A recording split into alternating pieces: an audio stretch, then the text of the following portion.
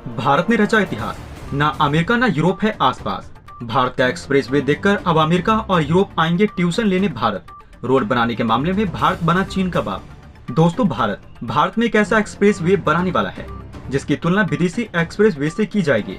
यहाँ पर अमेरिका और यूरोप जैसे देशों को भारत पीछे छोड़ने वाला है और अपने देश में ही ऐसी रोड बनाने वाला है जिससे अमेरिका और यूरोप को भारत के आगे झुकना पड़ेगा और भारत में इस काम के लिए ट्यूशन लेनी पड़ेगी। यहाँ पर भारत अच्छे देशों को पीछे छोड़ सकता है, इसमें कोई शक नहीं है और भारत ने ये बात साबित भी कर दी है।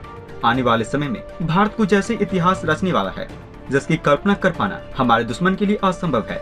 लेकिन आज की इस वीडियो में हम बात करेंगे भारत ने एक ऐसा एक्सप्रेसवे बना दिया है जिससे भारत के इस एक्सप्रेसवे की चर्चा पूरी दुनिया में की जा रही है।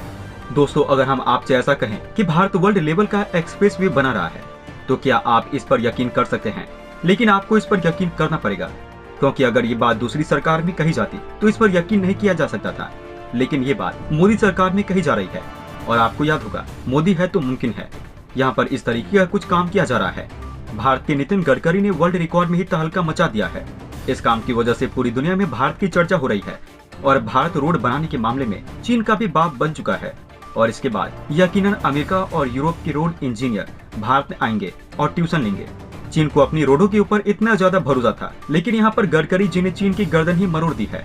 और हम ऐसा भी कह सकते हैं कि गडकरी जी ने रोड इतिहास में छप्पर फाड़ कर रख दिया है और इसी वजह से भारत के आसपास दूर दूर तक कोई भी नहीं है। भारत की तरफ से बहुत बड़ी खुशखबरी निकल के आ रही है और इस खुशखबरी को सुनने के बाद यकीनन हर एक भारतवासियों का खुशी का ठिकाना नहीं रहेगा, क्योंकि भारत की तरफ से कुछ ऐसी खबर निकल के आ रही है जिससे ये पता चलता है कि यहाँ पर भारत बहुत जल्द एलिवेटेड अर्बन एक्सप्रेसवे को बनाकर तैयार कर लेगा। और आज के इस वीडियो में हम आपको बताने वाले हैं इस एक्सप्रेसवे की खास बात और इससे होने वाले फायदे के बारे में। तो चलिए बढ़ते हैं वीडियो की तरफ बिना किसी देरी के। लेकिन उससे पहले अगर आपने अब तक भारत की बढ़ती ताकत के लिए नीचे कमेंट बॉक्स में जय हिंद नहीं लिखा तो नीचे कमेंट बॉक्स में जय हिंद अवश्य लिखे। दोस्तों, हाल ही में ये खबर नितिन गडकरी जी की तरफ से दी गई है कि भारत का पहला एलिवेटेड अर्बन एक्सप्रेसवे साल भर के अंदर बनकर तैयार हो जाएगा और ये एक्सप्रेसवे है द्वारका एक्सप्रेसवे। बताया जा रहा है कि ये भारत के लिए वर्ल्ड क्लास का इंफ्रास्ट्रक्चर है और इसके फीचर ही कुछ इस तरीके के हैं और ये 16 लेन एक्सप्रेस हाईवे कंट्रोल होने वाला है।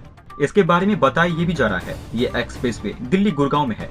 इस समय जिस तरीके की दिक्कतों का सामना लोगों को करना पड़ रहा है, जिसमें शामिल है ट्रैफिक वगैरह, इस चीज को ये काफी हद तक कम कर देगा और इसके बन जाने से 50 से 60% जो ट्रैफिक रहेगा वो इसी एक्सप्रेसवे के माध्यम से डाइवर्ट हो जाएगा, जिसको लेकर दिल्ली और गुड़गांव में ट्रैफिक को लेकर काफी ज्यादा जो समस्या बनी रहती थी इसमें भी कमी देखने को मिलेगी।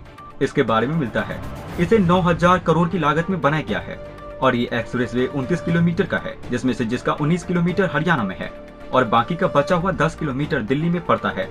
इस एक्सप्रेसवे में 4 मल्टी लेवल इंटरचेंजेस हैं, जिसमें शामिल है टनल फ्लाईओवर, अबव फ्लाईओवर। इसके अंदर टोल ट्रैफिक सिस्टम और सीसीटीवी कैमरे जगह जगह पर लगे होते हैं और बताया जा रहा है ये पूरी तरीके से बिल्कुल सेल्फ एक्सप्रेसवे होने वाला है। नितिन गडकरी जी की तरफ से कई बार सुनने को मिला है यहाँ पर एनवायरनमेंट का भी काफी ज्यादा ध्यान रखना चाहिए और इसी चीज को ध्यान में रखते हुए इस एक्सप्रेसवे में भी एनवायरनमेंट का काफी ज्यादा ध्यान रखा गया है और इसी चीज को ध्यान में रखते हुए इस एक्सप्रेसवे में भी एनवायरनमेंट का काफी ज्यादा ध्यान रखा गया है। यहाँ पर ट्री प्लांटेशन को मर्सिसिव स्केल में लेकर गए हैं और इस पूरे एक्सप्रेसवे में 12,000 पेड़ लगाए गए हैं। और पता ये भी चल रहा है इस एक्सप्रेसवे में स्टील का इतना ज्यादा इस्तेमाल किया गया है कि इस स्टील को अगर आंकड़ों में देखा जाए तो इससे पता चलेगा कि इस जगह पर जितना स्टील का इस्तेमाल किया गया है वो एफिल टावर से 30 गुना ज्यादा है।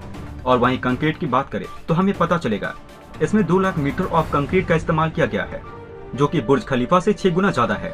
इस चीज से आप अंदाजा लगा सकते हैं कि भारत में जिस तरीके का एक्सप्रेसवे बन रहा है वो वर्ल्ड लेवल का एक्सप्रेसवे होने वाला है, जो कि आने वाले समय में अमेरिका और यूरोप देशों के इंफ्रास्ट्रक्चर को भी टक्कर देने का दम रखता है। इस खबर से आप कितना ज्यादा खुश हैं और इस चीज से भारत को क्या क्या फायदा हो सकता है, आप अपनी राय हमें नीचे कमेंट बॉक्स में लिखकर अवश्य बताएं। दोस्तों, इस समय आपको पता भी होगा ब्रिटेन में नए प्रधानमंत्री को चुनने की प्रक्रिया चल रही है और इसमें एक नाम भारतीय व्यक्ति का भी निकल कर आता है।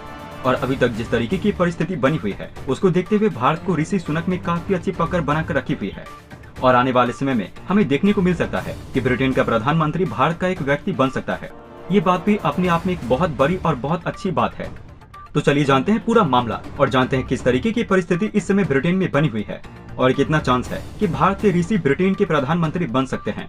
ऋषि सुनक ने सोमवार को कंजर्वेटिव पार्टी के सदस्यों के बीच मतदान के ताज़ा दौर में शीर्ष स्थान हासिल किया है।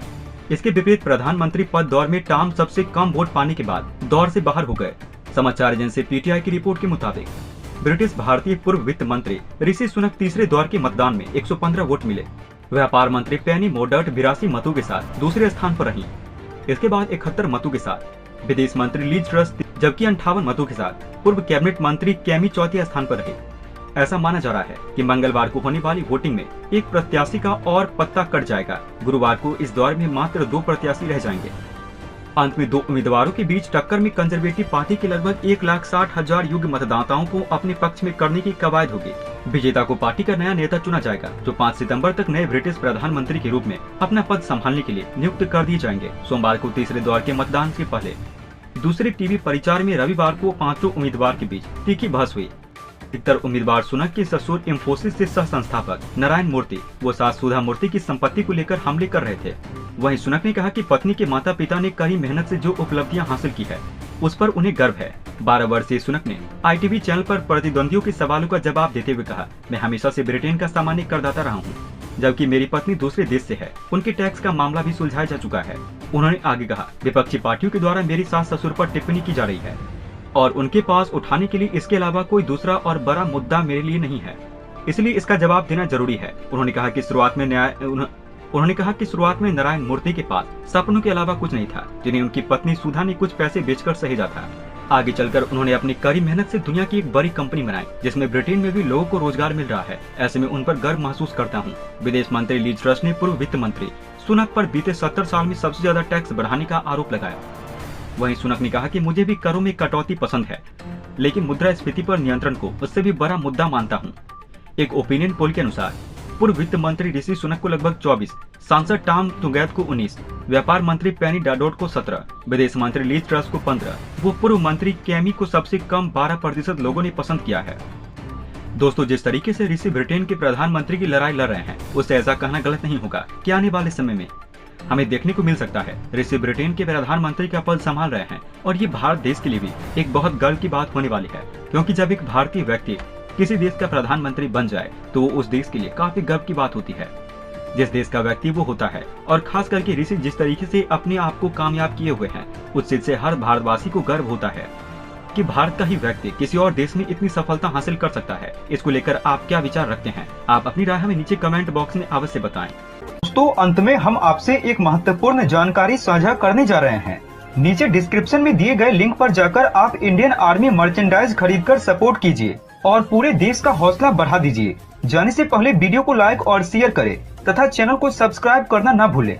तब तक के लिए धन्यवाद। जय हिंद, जय भारत। अच्छा सुनो, चैनल को सब्सक्राइब करो, उसके बाद घंटी बजा देना ताकि अगली वीडियो आपसे मिस न हो पाए। Thank you.